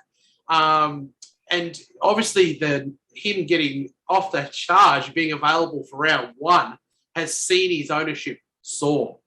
The only fear I have for him this year is that, he did score a lot of his tries out of dummy half, and I think I just go to myself, how is he going to score as many tries as he did last year? But he could. Yeah, it's possible. What I will say about the Storm is they have easily the best spine in the competition. I mean, last year, Souths had A-Ray and Walker, Latrell and Cook. But this year, I think that they've got that one less. I think when you look at Munster, Hughes, Pappenhausen and then Grant, and then throw Smith into that equation, I think they've easily got the best spine in the comp. So there's not much more to say on. I just want to say on Hughes that no one's really mentioned him. Yeah. He's flying under the radar. I've watched a lot of pods, so far this year, and he's hardly been mentioned. He's low in ownership, and I just think that if you're looking for a pod, he's the one to go to. I think I would prefer to go him over probably DCE as a definite pod. And I'm just surprised at how low his ownership is. I would over DCE, definitely. I'd over DCE. He's probably 50K cheaper than Hines, and Hines is goal kicking, so people are probably, and then people can't get their mind away from Hines and what he did at fullback. But a running halfback, he racks up points. He's dangerous. He runs a lot. He's a good player. He's a good player. I had him last year in Supercoach, and I was never unhappy with him, not once. I did too, mate, and he was great. Hughes is very consistent. He puts those forced dropouts in quite often. I don't think people realise just how consistent he is. And again, in a ceiling side, that entire spine you could legitimately own in Supercoach. My only fear with doing that is with COVID this season, if one club gets it and you own the whole lot of them, you could be in all sorts of froth and bubble. But mate, I could legitimately go any one of them in my spine and be legitimately happy with them in my Supercoach side for sure. Yeah, there is one thought about Hughes that if Munster is way on and he's calling for lots of ball, but Hughes doesn't seem like that shrinking violet, so I think you could safely grab him if you've pivoted. Obviously we've had to pivot away from Cleary. I think he's a good option. Yeah, if Hughes goal kicked, he'd be my first pick, and he actually was in my original side, and I just because of money being needed, how we squeeze here and squeeze there, he squeezed himself down a little bit, and it's a shame because I really like Hughes. All right, we'll move to the two sides that are quite good for Supercoach. First, I'll start with the Eels. And look, I have them playing the grand final this season, possibly, definitely making top 4, in my opinion, against the Roosters. I'll start with that question. What do you think, Adrian? I really like them this year. And, traditionally, I'm not a big Eels fan because obviously next to the Eels, the longest wait for a premiership is us Raiders. So I don't want them to be successful because then we'll take the mantle. But they looked absolutely sublime in the trials. I think they grew. I think they learned something about themselves in last year's final series. And I said that at the time, that they realised that they can mix it with the big boys. And they've got I think they've come out this year like business. Business is on the mind. So I've really loved what I saw from him in the trials. I thought they looked sensational with Maddo at lock, because he's a half and in today's modern game. Look, I really like him this year. I think they don't have the best finals record, but I could see them getting away to a really hot start. I want to own, a good number of them because I think there's going to be, they could be, maybe 10-0 this year. If you look at their draw, they could get off to a hot start. Yeah, Madison excites me the way he plays in that club. You look at some of these players like Victor Radley, Connor Watson, Cameron Murray, and Madison kind of fits into that realm in the sense that he's that ball-playing lock with a great defence. He defends in the middle. I really like the Eels this year. I think they can do well. Do you agree, Ross? No, I don't. I just think it's going to be the same. Just going to be the same Eels this year. They're just going to get to the finals, and Mitch Moses, he's just going to not know what to do. And I shouldn't say this because I'm a Tigers supporter, so I have a lot of like for him so much. But look, it's the same with Maddo as well. Don't get me wrong. But look, I hope they prove me wrong. I hope they do. I mean, I'm my dad's team, and I'm hoping that they can do well for him. But they did look good in that trial, and obviously Penrith had a lot of players missing, but they just seemed to gel really well. And I think Mitch Moses, if he has a big year this year, then he could prove me wrong. And Dylan Brown is another one that's underrated as well, as far as I'm concerned. So, and you've got to remember, Nathan Brown's still got to come back into that pack yet too, as well. I mean, look, I'll tell you this much. If they had Marnie in that final last year, they win. Yeah. And they're another side with a really good spine. You've got Reid Mahoney, Brown, Gufferson, and Moses. And I mean, I would argue almost the third best spine in the competition. And what they do have is they've been playing together for some time. And then you add into that these forwards. So we'll go into the Supercoach relevant. Let's talk about that spine first and what of those we would own in Supercoach side. So Reid Mahoney, Moses, Brown, and Gufferson. I'll start with you, Adrian. Yeah, well, I mean, if you're not going to go Grant, I think Marnie's the guy, because he looked sensational, attack and defence. The only small concern with him is he's been a bit injured lately as well, and you'd worry about that. But he looked great in the trial. IPAP, you are paying top dollar for IPAP, but, him being named to start in the second row and not a prop is very encouraging because we know what he did there in the second row. Last year. Maddo, I prefer him in the second row than at lock for Supercoach purposes.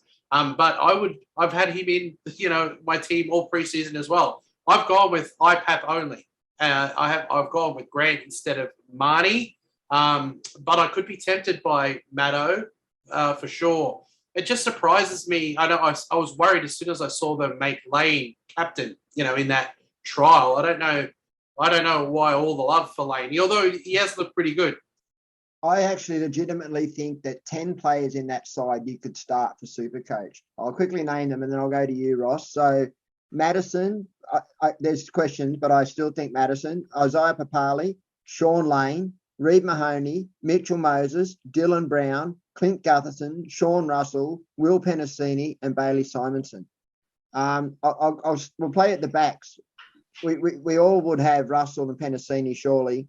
Simonson, Gutherson. So what do you think about the backs, Ross? Anything you own there or wouldn't own or would own? Well, I've got Penasini and I've got Russell in my team, but Bailey Simonson, no, doesn't interest me. Gutho, as we discussed earlier, he's a genuine option with their draw, but I just think that would only be if Paps is in doubt or he's not playing this weekend, would be the only way that I'm probably going to bring him into my team. Okay. What about you, Adrian? Any of those 5 you would own or don't own?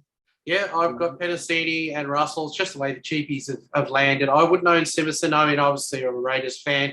He's too much of a yo-yo. Unfortunately, we played one game or two at fullback. It was sensational.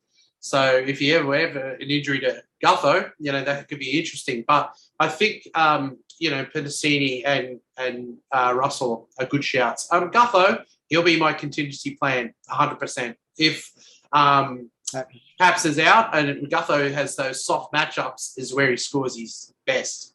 And we all know Gutherson plays very well that left sweep and Penasini, which is usually Sevo, is where he'll pick up those points. So I think that's a good shout. And what about in the forwards? Anything there you would own? You said you own IPAP, so Reid Mahoney you think's a good shout. You don't like Lane, Adrian? No, not really. I think if there's anyone in that second row that's going to go back for minutes, I think it's probably him. Right. And also players like Brown being left out of the team. I'm thinking about in a few weeks, and I don't know how long it's going to last with Lane before he does something silly or has a lazy game. And it seems to happen every year, doesn't it, with Lane, that he's hot for a little while and then he sort of goes back, backpedals a little bit and then goes back to the bench. So, and they've got Niokora due back next round. They've got Brown to come back into that side. They've also got that Makatoa on the bench. Makatoa's signed a big contract. So I think Lane's going to be the one that they take the minutes off.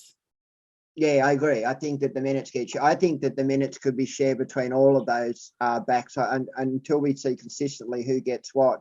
I even fear that IPAP. I mean, I had IPAP early last season around 400k and got him right up to 800, and then he moved into the middle, which wasn't as pretty. But mate, there's a lot to love in that Eels side. That draw. What do you reckon, Ross? Anything in the back? Well, front. Money is an interesting one, but I had a look at their bench, and I'm a bit concerned by the Eels bench because they've got Ray Stone on the bench and they've got Jake Arthur on the bench. So my question is, does Marnie play 80 minutes still? That's one thing for me. And then Maddo I'm not starting with, but if Nathan Brown comes back in and shifts to lock and Maddo shifts to an edge, he'll definitely be one that I'll be looking at. With IPAP, not sure on him. I just think at his price he's a bit expensive. He's another one I'm a bit worried about because if Brown does come into lock and Maddo does switch to the edge, does IPAP get moved to front row? That's another thing that I'm not sure about either. And Reid Mahoney's had a shoulder injury, and I think that he might. I mean, he did play fairly long in the trial games, but I still think you're right. I think Ray Stone's a fear to that, and same Arthurson. So, all right, we'll move to the Titans, and there's a bit of interest in this side. So I'll read out the players that I think are interested. We've got Tino, I'm just going to say Tino, Bo Firma, David Fifita, and then we've got Lukey, and I'm missing one. Luai, sorry. I'm thinking of someone altogether, a different side of the Cowboys. My apologies. I'm going with Lukey and Nania here for the Titans. So Firma, Fifita, and Sexton. I think that's the only three that we should be talking about. So what do you think, Adrian? Yeah, I mean, I've got Fifita. I think he's going to be the top scoring second row. You pick those best in positions. I mean, Angus might give him a shake, but he looks fit. I know he got that cheap shot from Parner in the All-Stars game, but he looks good to me. And I think they're going to start with him this year. I think Proctor's on the outer. He's down. He is in the 17, but I think he's going to play big minutes this year for Feeder, and he looks fit. So he's a lock for me. I've got Ferber as well. I like him for Supercoach. He's got a Supercoach-friendly game for mine, and he's got that handy duel. And you could go someone like Bird or Aiken, but he's sort of more cut price. And I would have loved Proctor completely out of the 17, ideally, but I don't think that Proctor's going to be playing huge minutes. I think he's he's in his twilight years. Yeah, Firma's the one I've got the biggest questions around. I mean, the fact that he can be played at centre wing at that price point is enticing for anyone in Supercoach. Tino's the other one. He's got the captaincy. Does he get more minutes? He's a bit of a meathead, so I worry about him getting, something happening.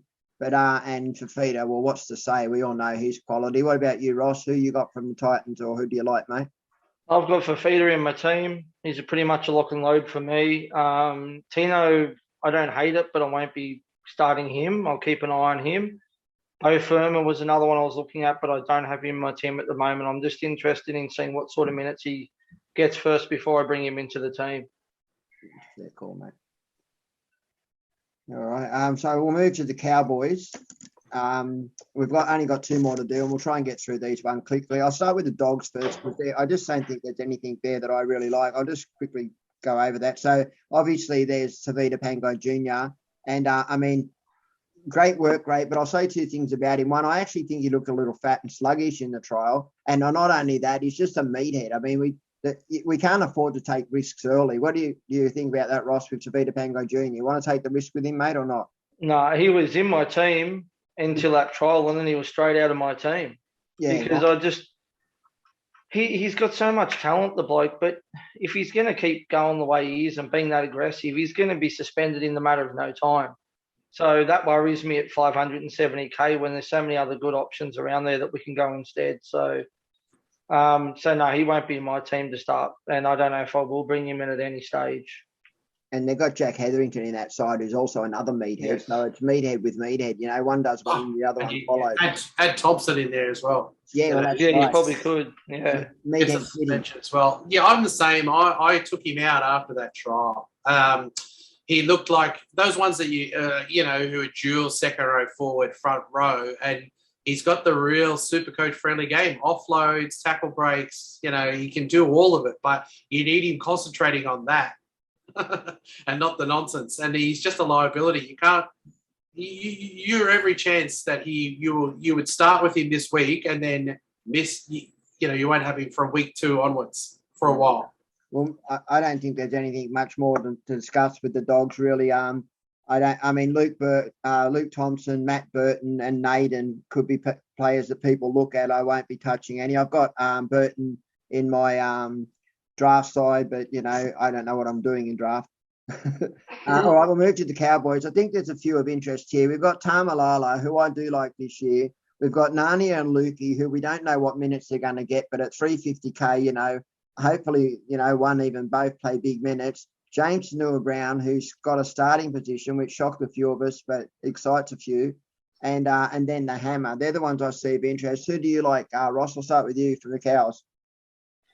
I'm interested in the Hammer. I'm not starting the Hammer, but I like the fact that he's about 400K and he's got that dual CTW and fullback too. So he looked pretty good in the trials as well. So he'll be definitely one I'll be keeping an eye on. But obviously for the centre position, Nana and Lukey are the 2 that I'm still deciding between, because obviously it's a lotto as to what minutes they're going to get. And if Dean Young's right with what he says about Lolo playing big minutes at lock, then he'll be another one I'll be looking at as well. But it's just the unknown with the minutes. That's the only thing. I mean, if I knew he was going to be playing at least 60 minutes, I think there'd be no doubt that Lolo would be straight in my team. Yeah. And what about you, Adrian? Anyone? I mean, you said you had Lolo. What about the other 2? Yeah, I don't have one of the other 2. I've gone with Alicia Katoa instead, just because I do have fears about the minutes. But I mean, I'm sure that there's that worry with Alicia Katoa as well. So it's like you said, we're going to all be taking punts on these, probably a mid in there. It could be a Lukey, it could be an Nanai, it could be an Alicia Katoa. And then some of us are going to get it right, some of us are going to muck it up. Yeah. I think I like the look of Nanai as a footballer, and I think if it was going to be one that I'd be more confident is going to get good minutes. But Lukey looks like he's probably a little further along as a footballer in first grade as well. So just too hard to know. You got Cotter on the bench who can play big minutes as well. Yeah. Lolo, you'd be taking a little bit of a punt and believing the chat, wouldn't you? Because if he's going to play 60 plus minutes, you can get 70 points out of Lolo, can't you? For 480. Yeah, and we all know what Lolo can do. I mean, firing up Lolo, if he gets 60 minutes in the game, Lolo's can do a lot. It's just we haven't seen it. Since he signed that contract, it's like he put himself on reserve. He's like, all right, well, I've got the money now. I'll just get myself through the next 10 years. Yeah, he started all right. I think, there's a bit of adjustment, obviously, when the new coach went there. And, the fact that we've seen the reports have been he's training down the house. Yeah. How many and times all have of we that heard sort of stuff. that? But he looks happy. He looks happy. And that's probably key because he looked miserable last year, didn't he? Yeah, he did. But what I think at the front, but they were saying in reports that he was carrying a little bit of an injury last year too. So that could be a reason why these reduced minutes as well. just before we finish up, guys, because we've gone through the teams, one thing I'll just quickly do is I'll let people know. So for the Storm, Munster and Lewis return round 2, and obviously Grant, for some reason, not written there. Rabbits, Latrell Mitchell round 2. Warriors, Walsh and Lodge round 2. Knights, Sue round 3, and Daniel Safidi date to be fixed. Neokora round 2 for the Eels. Dragons have Maguire, but I think Sims and Gurgis, were out as well. I'm not sure what's happening there. Broncos, Flegler round 4 and Piakura round 2. Manly have Josh Allier round 4. Rapana round 3 for the Raiders, and Verrills round 2, which will be interesting to see how Watson's used. I think he'll go to that utility role. And I'll just quickly throw to Ross, who's been hanging to share with us his traps. Yeah, just give me 1 second. So I've got a few traps I've got written down here. I don't know if everyone's probably not going to agree with me. Just in our discussion earlier in regards to Kurt Mann, I think Kurt Mann could possibly fall under that trap category. I just think it's the unknown with Adam O'Brien. Like, does Mann start this week? Does he not? And if he doesn't play well this week, there's a good chance he goes back to the bench, and that means that Barnett will probably start lock. Yeah. So for me, I think he's a bit of a trappish. I think another one is Jacob Safidi, I should say, as well. Just with the rumours that he could come back early, I think at 400k or whatever he is, there's a good chance he may get no price rises to maybe 1, and then revert back to the bench and play reduced minutes. So for me, he's another one. Maybe Clever goes back to the bench. Yeah, look, who knows? This is what I'm saying. Not everyone's going to agree with what I'm going to have to say. So no, they're all fair. They're all fair worries, I think. Billy Walters is another one for me, just for the fact that, yes, they've come out and said that he's going to get the first opportunity with Reynolds to halve in the halves. But I just think with Kelly floating around and also Tyson Gamble, I just think he's also a no-go zone. And the other one we touched about earlier was Jake Simpkins, just with the fact that Peachy's on the bench. You've got Little Dew back about round 4. I just think he's another one to stay clear of as well. Yeah, I 100% agree on Walters, and I'm going to go as far as to say next week, or when A-Ray's back, Kelly will play 6, A-Ray will play 7. That's just my suspicion. And the last one was James Cillier from the Raiders too. Obviously, with Chris to come back with COVID, you've got Rapana come back from suspension, and also Croker still hanging around there. I just think, do not go there. Do not get him. You might only get 1 game out of him. It's not worth it. Trust me. Right. And that's it. That's all my traps. A really long podcast tonight, guys. Thank you for being patient and followed all the way through. Look, I really want to say thank you to both of you. Adrian, thank you, Adrian, for coming on. Pleasure. Yeah, and I just want to say Adrian runs his own pod and own page, Adrianasaurus Rex. So check it out. He's got some good stuff, and he knows what he's talking about. And Ross from Supercoach 360, thank you for coming on and helping us. Thanks for having me on. Yeah, no worries, guys. Well, good luck with the round, and good luck if you get 2nd and 3rd, because I'm planning on 1st. Yeah, good luck. I mean, yeah, all of us want 1st, don't we? Yeah. All right, good night, boys. I want to win. I want that trophy.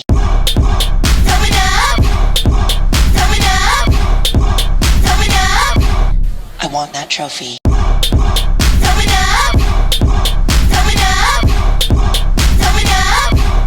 I want that trophy.